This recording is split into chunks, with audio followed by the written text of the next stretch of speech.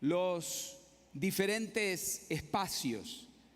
En el norte estaba Galilea y en el extremo sur estaba Judea.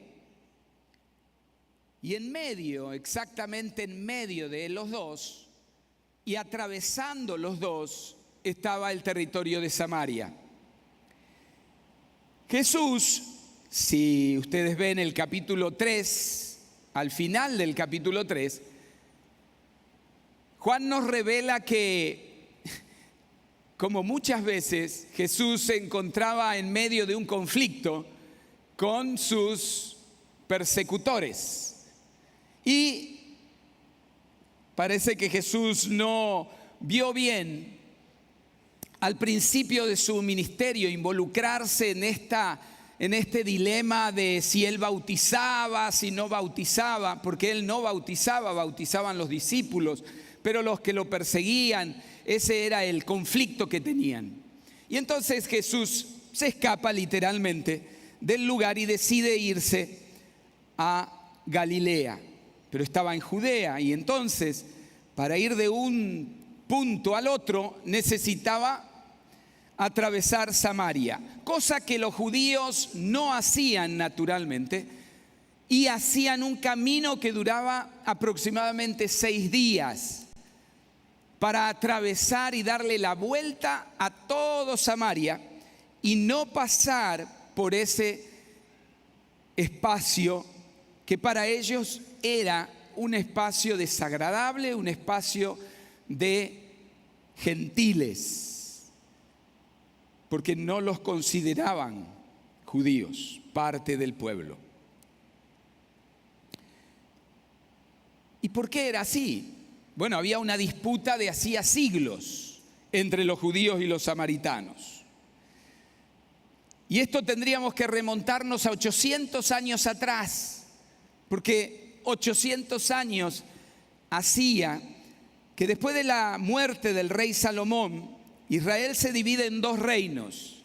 El reino del norte es Israel y el reino del sur, que lo componen las 2 tribus de Benjamín y Judá. Más o menos por ese tiempo, los asirios lo conquistaron a este reino del norte y se llevaron parte de las 10 tribus cautivas. Los judíos que quedaron se mezclaron con personas de otras naciones y a través de los años fueron adoptando prácticas religiosas distintas, mezclando elementos del judaísmo con influencias de otras culturas. Muy común en las mezclas de países y todos los cruces que vamos teniendo en las diferentes épocas. En todos los lugares nos ha pasado cosas como esas. Los judíos consideraban a los samaritanos como herejes porque ellos tenían su propio lugar sagrado, por ejemplo, el monte de Gerizim. Y allí es al monte que se refería la mujer, es el lugar donde ellos adoraban. Habían cambiado un poco las escrituras para decir que ese monte era un monte sagrado y hasta le daban lugares que no son exactamente los que la Biblia dice. Ellos no aceptaban todo el Antiguo Testamento, sino solamente los 5 libros del Pentateuco, y rechazaban las demás escrituras, y eso era una de las cosas tremendamente desagradables para el judío ortodoxo. Esta tensión se intensificaba con el tiempo y ver a un samaritano era repulsivo para el judío. Las relaciones entre ambos eran de pura hostilidad, odio por todos lados, que se reflejaba en el diario vivir. No hacían absolutamente nada y ni siquiera cruzaban los caminos. La ruta más rápida era cruzar por Samaria. Era la mitad del tiempo. 3 días de camino. Y dándole toda la vuelta eran 6 días. Pero eso me hace acordar cuando yo era chico, 7 años aproximadamente, tenía mucho miedo a los perros, mucho miedo a los perros. No sé qué me habría pasado no me acuerdo si algún perro me mordió, pero tenía muchísimo miedo a los perros. Y yo me crié en la iglesia católica y 7 años estudié en la iglesia católica. Y ustedes saben que en la iglesia católica hay santos para todo. Y entonces me habían enseñado a decir: San Roque, que ese perro no me toque. El problema era que no funcionaba siempre. Más las veces que no me funcionaba que me funcionaba. Y entonces yo me convertía en judío con los samaritanos. Porque era capaz de darle vuelta a toda la ciudad con tal de no pasar por la calle donde había un perro. Y a lo mejor el perro era el más bueno de todo el mundo, ¿no? Pero yo me daba toda la vuelta. Me acuerdo que mi mamá me mandaba a una panadería que teníamos a 2 cuadras, y eran derechos 2 cuadras. Y yo tardaba, y me acuerdo que ella me preguntaba: ¿y dónde fuiste? ¿Por qué tardaste tanto? Y me daba vergüenza decirle que me daban miedo los perros. Entonces, que la panadería estaba llena, que había que esperar que el pan salga del horno, que cuántas cosas me inventaba. Porque me daba la vuelta a Samaria. No podía pasar donde estaban los perros. Así eran los judíos. Y curiosamente se asemeja mucho, porque a todo lo inmundo los judíos les llamaban perro, ¿no? Los perros eran algo inmundo para ellos también. Entonces se asemeja mucho a la historia personal. Aquí lo encontramos a Jesús, no evitando Samaria, sino teniendo una muy clara intención. Este acto mismo de Jesús es un desafío a las normas culturales y religiosas. Jesús nunca fue amigo del status quo. Nunca fue un revolucionario de armas, pero nunca fue alguien que se adaptó y tomó forma de la cultura del momento. Protestó. Y no lo hizo con la manera que nosotros hoy protestamos. Hoy nosotros hacemos, en Argentina le llaman piquete, acá le llaman, ¿cómo era? ¿Paros? No, ¿paradas? ¿Cómo? No, pero parones, ¿cómo? Que le dicen cuando se juntan muchos ahí, bloqueos. Y esa es nuestra forma de protestar hoy. Jesús era más inteligente y protestaba de otra manera, pacíficamente, pero hacía vibrar las estructuras del momento. Y a los mismos discípulos, al decirle que iba a pasar por Samaria, se alocaron todo. No, ¿cómo vamos a pasar por ahí?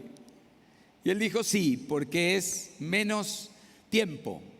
Y con eso los llevó a los discípulos. Obviamente él sabía que atrás de eso había otras cosas que lo movían. Y era la misión de encontrar personas que estaban discriminadas del mundo, que estaban fuera de la esfera de alcance del amor judío y que necesitaban entender que el Mesías había venido por ellos también.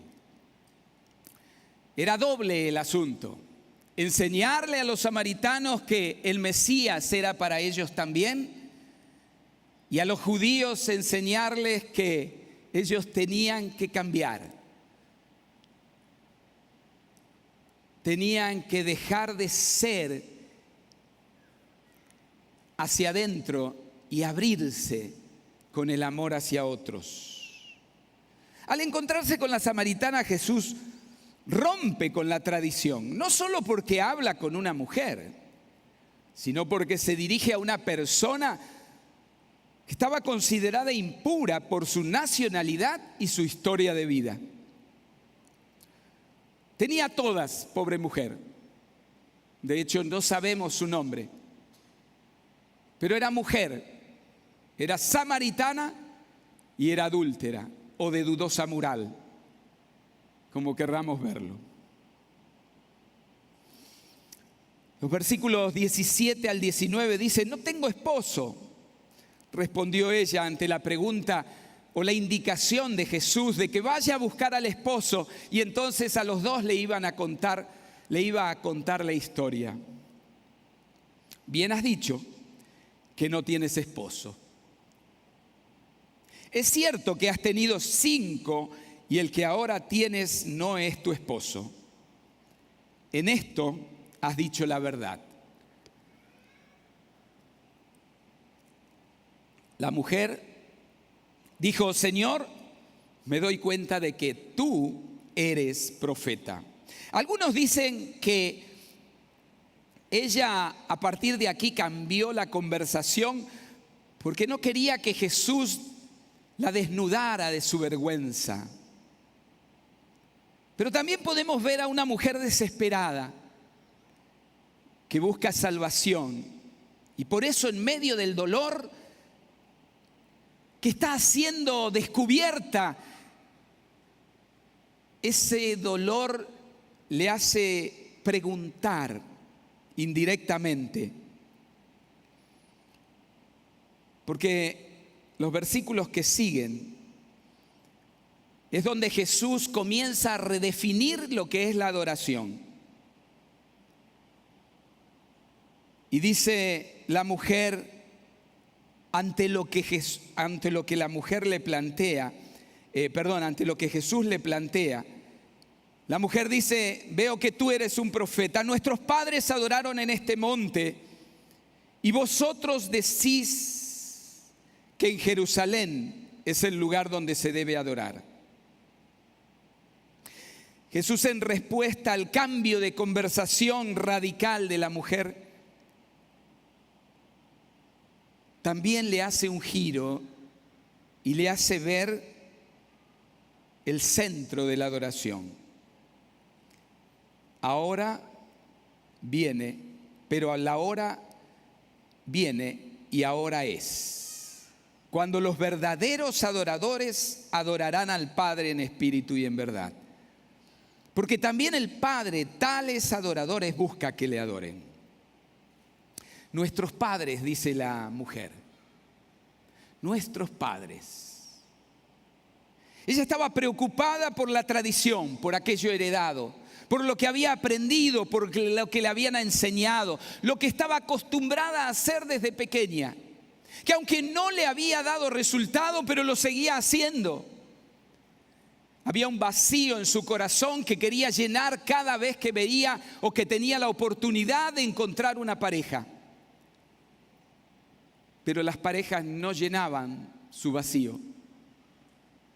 Pero aún así no podía dejar de buscar en lo que sus padres le habían enseñado, en la tradición, en lo acostumbrado.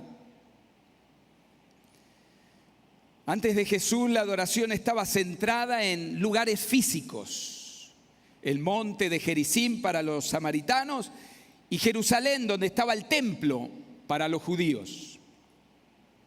Este enfoque limitaba la adoración a un espacio geográfico y a rituales, ritos, maneras específicas. Era fácil en cierto modo, porque se podía cumplir con la obligación religiosa simplemente asistiendo a un lugar o realizando un ritual. ¡Ups! Qué parecido a nuestro tiempo. 2024 años o 2000 años o casi 2000 años nos separan de aquel momento. De aquel momento donde estaba Jesús enseñándole a la samaritana. Pero sin embargo, hoy también nos vemos envueltos en lugares específicos, en ritos y en costumbres. Nos vemos envueltos en algunas metodologías y hasta algunos cantos nos ayudan a entender de esa manera. ¿Verdad? Hay un canto que, por cierto, gracias a Dios, ya no se canta más, pero dice: así, así se alaba a Dios. Así, así se alaba a Dios. No hay otra forma. Y me acuerdo que cuando se cantaba, hacían ciertas cosas y parecía como que no se podían hacer otras o dejar de hacer esas, ¿verdad? Con las manos arriba o con las manos abajo o con esto o con lo otro. Porque siempre buscamos algo para engancharnos y que así sea. Cuando la Biblia nos saca de todo eso y Jesús mismo vino a sacarnos de esas costumbres y de esos encierros. Si la Biblia habla de algo fuerte, es de libertad. Y de una u otra manera lo hace. Y Jesús acá la está llevando a entender que ya eso es cosa del pasado. Porque aquí ya es la hora cuando Dios pide adoración en espíritu y en verdad. Jesús no pone atención a un lugar o a una forma. Jesús, al revelar su mensaje, nos invita a ir más allá de un lugar físico, de una forma, de una metodología, de un rito, de una costumbre, de un hábito que hago y con eso pensar que lo adoro. Lo curioso es que, aunque ella está preocupada por el lugar, la consume una vida de pecado, de miedo, de frustración, de amargura, de soledad, de vacío. Y Jesús la confronta con su vida. Fíjese que Jesús no se enreda en una discusión teológica acerca del lugar o de la forma. Sale de ese diálogo, sale de esa conversación. Su objetivo va mucho más allá, trasciende lo acostumbrado. Y Él le lleva a algo que dice: ustedes adoran lo que no conocen. Y allí es donde podemos preguntarnos: ¿lo conocemos? ¿Conocemos a quien adoramos o adoramos sin tener pleno conocimiento de qué adoramos?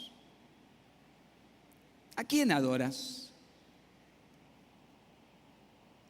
En espíritu. El pasaje dice en espíritu. Muchas veces cuando encontramos la palabra espíritu, inmediatamente nos viene a la memoria o a la cabeza el Espíritu Santo. Acá no se trata del Espíritu Santo, sino se trata del espíritu humano. Pero habla de aquello íntimo, de las emociones, de todo nuestro ser, de aquello que dijo Jesús: amarás al Señor con todo tu corazón, con toda tu mente, con todas tus fuerzas, con todo lo que somos. No hay ninguna parte de nosotros que pueda quedarse afuera de eso, de ese acto maravilloso, de esa relación auténtica de adoración. Las emociones son algo que está en entredicho, y sobre todo cuando hablamos de adoración. Dios, por favor, levantar las manos, aplaudir, moverse un poco, puede llegar a ser pecaminoso, pastor. Porque así no nos enseñaron nuestros padres. Pero sin embargo viene Jesús ahora y pone atención en aquello que nos han enseñado. Y dice, pues ahora es cuando el Señor viene buscando adoradores en espíritu y en verdad. En verdad es con aquello que es auténtico, aquello que es legítimo, aquello que es sincero, aquello que es natural de nosotros, aquello que no es actuado, aquello que no es aprendido, aquello que reacciona por haberlo conocido al centro de la adoración. Esta mañana la pastora nos ayudaba a ver a esos magos que vinieron del oriente, gente que no tenía nada que ver con el pueblo judío, y ellos vinieron a adorarle específicamente. Alguien que querían conocer y conocerlo para adorarle. Y adorarle con todo lo que ellos tenían. Por eso pusieron riquezas, pusieron cosas que simbolizaban realmente a una persona digna de adoración.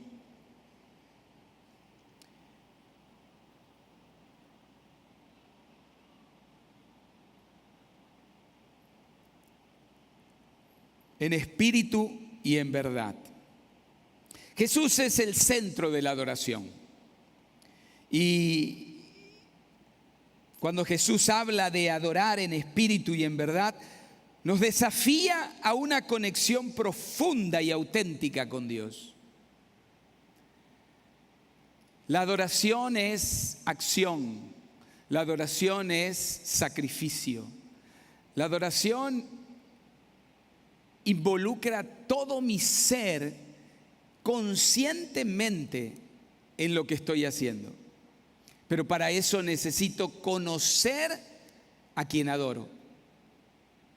¿A quién adoras? No se trata solo de seguir un conjunto de reglas o asistir a un lugar exactamente determinado, elegido, decorado incluso, hecho tal vez exprofeso para eso. Se trata más bien de tener una relación con Jesús, el centro de la adoración. La verdad aquí se refiere a la sinceridad y autenticidad de esa relación.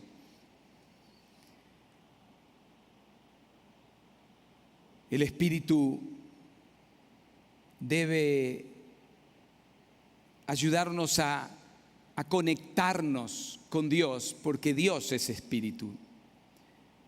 Y guiada por el Espíritu Santo es ese encuentro maravilloso, misterioso, pero real, donde solamente el adorador encuentra plenitud adorando al centro de la adoración. Y déjeme leerle Efesios capítulo 2, versículos 14 en adelante. Porque Pablo rescata esto de quién es el centro de nuestra adoración y por qué. Porque acordémonos que esto está en el contexto de dos pueblos peleados, dos pueblos discriminados uno con el otro. Porque tal vez hice mucho hincapié en que los judíos discriminaban a los samaritanos y no pasaban por Samaria. Pero igualmente los samaritanos también discriminaban a los judíos y también evitaban relacionarse con ellos. Pero Pablo rescata el hecho de Jesús y para qué. Dice en Efesios, porque Cristo es nuestra paz. De los dos pueblos ha hecho uno solo, derribando mediante su sacrificio el muro de enemistad que nos separaba. Pues anuló la ley con sus mandamientos y requisitos. Esto lo hizo para crear en sí mismo de los dos pueblos una nueva humanidad al hacer la paz, para reconciliar con Dios a ambos en un solo cuerpo mediante la cruz, por la que dio muerte a la enemistad. Él vino y proclamó paz a ustedes que estaban lejos y paz a los que estaban cerca. Pues por medio de Él tenemos acceso por un mismo espíritu. Por lo tanto, ustedes ya no son extraños ni extranjeros, sino conciudadanos del pueblo elegido y miembros de la familia de Dios, edificados sobre el fundamento de los apóstoles y los profetas, siendo Cristo Jesús mismo la piedra angular. En Él, en Cristo, todo el edificio bien armado se va levantando para llegar a ser un templo santo en el Señor. En Él también ustedes son edificados juntamente para ser morada de Dios por su Espíritu. Los samaritanos decían que había que adorar a Dios en el monte Gerizim. Los judíos decían que había que adorarlo en Jerusalén porque estaba el templo. Pero Jesús dice, ninguna de esas, ya, ni ninguna otra. La única es aquí. Este es tu templo ahora. Y aquí quiere morar Dios. Aquí. Por el poder del Espíritu. No hay lugar sagrado. Lo hacemos sagrado cuando nosotros estamos en ese lugar. Por eso es que ustedes son la sal y la luz ustedes son la sal de la tierra y la luz del mundo. ¿Por qué? Porque nosotros caminamos, llevamos a Dios mismo. Porque en nosotros tenemos la posibilidad de compartir a Dios de una manera real. Por eso en Mateo nos dice, no todo el que me dice Señor, Señor, sino el que hace la voluntad de Dios. Esa es la adoración. La adoración no es decirle, Señor, te adoro. Es adorarlo con nuestra vida, aquí y fuera de aquí. En todo momento y en todo lugar. Cuando me toca trabajar, cuando me toca atender a un empleado, a un cliente y alguno de esos que son difíciles. Cuando me toca un jefe que no se puede tragar, solo masticar. Necesito entender que allí tengo la gran oportunidad de adorar a Dios. Con mi vida, en ese momento, frente a esa persona, y de esa manera estaré adorándole a Él en espíritu y en verdad, y honrándole a Él sobre todas las cosas. ¿A quién adoro? Adoro a Jesús que vino y dio su vida, como veíamos esta mañana al celebrar la Santa Cena. Y se dio todo por completo para nosotros, tomando el lugar que a nosotros nos correspondía. Y por eso es que tiene ganado el lugar de la adoración. Pero ¿sabes qué? Él puede ser salvador de nuestras vidas. Y de hecho lo es. Pero a veces, para adorarlo en espíritu y en verdad, Tenemos que ir un paso más allá y entregarle nuestra vida. Y al entregarle nuestra vida lo hacemos Señor de nosotros. Y cada rincón de nuestro ser queda sometido a su voluntad. Pero ahí es, como veíamos en la predicación de esta mañana, ¿con quién te identificas? ¿Te acuerdas? Con aquellos que adoraron, con aquellos que no quieren largar el poder, que quieren seguir ostentando el poder, o con aquellos religiosos que curiosamente los que debían haber corrido detrás de la señal de la estrella fueron los indiferentes y se mantuvieron aparte de una adoración en espíritu y en verdad. Podemos correr el riesgo de adorar las cosas que Jesús me da. Yo no sé cuántos de nosotros, y para mí mismo me lo preguntaba, la letra de la canción que dice: si pierdo a todo, pero tengo a Cristo, tengo todo lo que necesito. ¿Será que somos conscientes de la profundidad de la letra que estamos cantando? Queda bien, es un buen poema, las letras, las líneas riman, pero es un compromiso de mi vida como adorador, de alejarme de las cosas que tengo, de las cosas que Dios me ha dado, y todo aquello entonces sacarlo de la esfera en la que estoy viviendo y acostumbrado, y entender que con Cristo, solo con Él, estoy más que sobrado, suficiente. Adorar a Cristo y solo a Él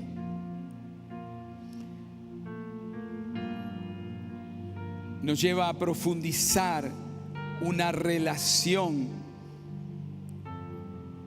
Pero esa relación es una relación cotidiana. Imaginemos una relación con otra persona. Si nos vemos una vez a la semana, ¿qué tipo de relación podrías decir que tienes?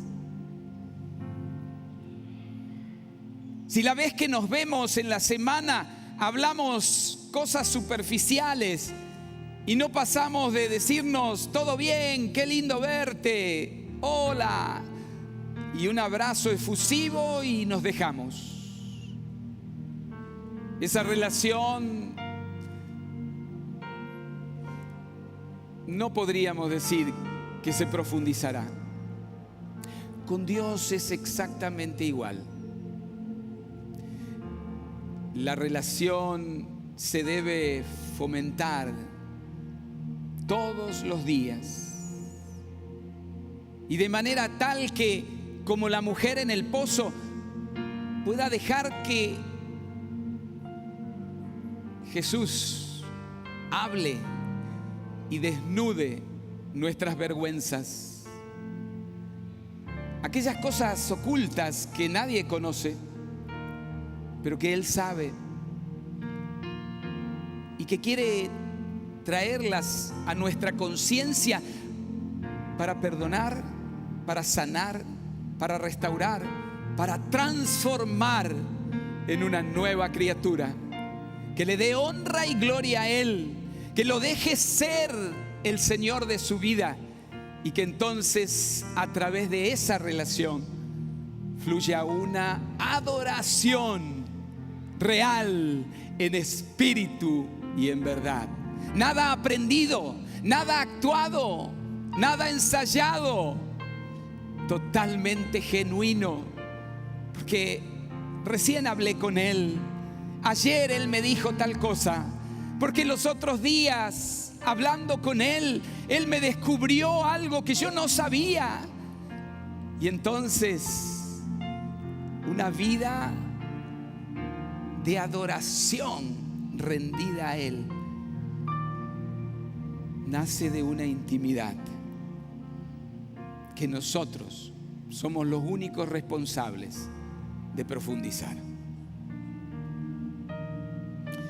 Te invito a que oremos en esta noche.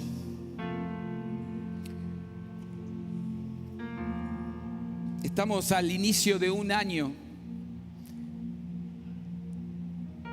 Es un tiempo maravilloso para empezar cosas. Ni se hable de dietas, pero de todo empieza en este tiempo. Todo. ¿Cuánto dura? Es el gran desafío. Pero yo te invito a que renueves tu relación. Si está bien, mira, yo te diría que la renueves igual, porque puede estar mejor. Dios siempre tiene más. Entonces no te conformes con lo que has logrado, porque Dios tiene más para ti. Si estás mal, si has venido con las últimas rayitas de batería en este año y estás empezando con la batería agotada, yo te invito a que renueves. Pero que lo renueves paso a paso, día con día, buscando una relación íntima con Jesús, quien se dio todo por ti. Deja que Él te hable, te sorprenda. Deja que Él hable a través de su palabra. Déjate sorprender, abre tu corazón como nunca lo hiciste. Deja que Él profundice en tus pensamientos. Déjate transformar. Sométete a su señorío. Y te prometo que no serás el mismo, no serás la misma. Dios tiene cosas grandes para ti. Dios tiene cosas diferentes para ti de lo que has vivido. Dios tiene algo esperándote, pero necesita que te entregues a Él y le adores en espíritu y en verdad. Señor, gracias en esta noche te damos. Gracias por tu amor eterno. Gracias por la oportunidad preciosa que nos das de reflexionar en tu palabra, de tener estas historias registradas que tomamos y atesoramos en nuestro corazón, porque nos identificamos con los personajes, nos identificamos con el contexto, con lo que pasa allí, con palabras dichas, con palabras incluso no dichas ahí, pero que quedan en el aire. Señor, gracias. Gracias por haber inspirado a Juan a escribir esto que hoy llega a nosotros, que lamentablemente muchas veces nos encontramos en la misma situación, no adorándote a ti, no fluyendo en la adoración en espíritu y en verdad, teniéndote afuera de nosotros en vez de darte cabida en nuestro corazón. Señor, ayúdanos a verte como tú quieres que te veamos, como el Cristo, Dios con nosotros, que vino y modeló para nosotros una vida distinta, una vida que trasciende esta vida y nos lleva a la eternidad.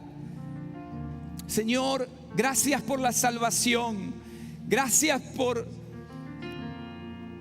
apartarnos para ti, gracias por la santidad que en ti podemos vivir, al vivir en una relación de completa intimidad contigo. Señor, ayúdanos a que cada día podamos acercarnos a tu palabra, separar un tiempo específico en nuestro diario vivir. Señor, ayúdanos a sostener esa cita contigo cada día y abrir nuestro corazón a tu palabra. Orar sin repetir palabras sin mucho sentido, cosas aprendidas que nos han enseñado, sino que podamos abrir nuestra boca al mismo tiempo que abrimos nuestro corazón para decirte toda la verdad y esperar de ti sanidad, perdón, misericordia, gracia, reprensión, dirección, guía, motivación, inspiración. Señor, trata con nosotros, transfórmanos, Señor. Queremos ser adoradores en espíritu y